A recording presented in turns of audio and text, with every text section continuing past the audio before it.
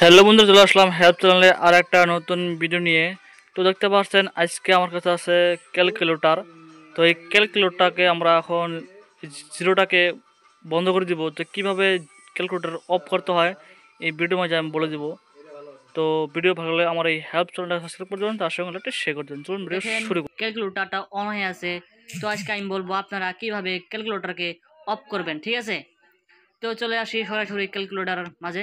তো দেখেন আপনারা ক্যালকুলেটর আমার সামনে রাখা হয়েছে। তো দেখেন ক্যালকুলেটর কিভাবে এই জিরোটাকে আপনারা অফ করে দেবেন, ঠিক আছে? যারা যারা জানেন তারা ভিডিও দেখবেন না, যারা জানেন না তারা নিশ্চয় দেখবেন, আপনারা শিখতে পারবেন। তো আমি দেখেন এখানে জিরো উঠে আছে, এটা আমি কিভাবে বন্ধ করে দিই, ঠিক আছে? তো দেখেন ফার্স্ট টাইম এসি অন, তার পাশে ডি আইএসপি, তার পাশে কারেক্ট।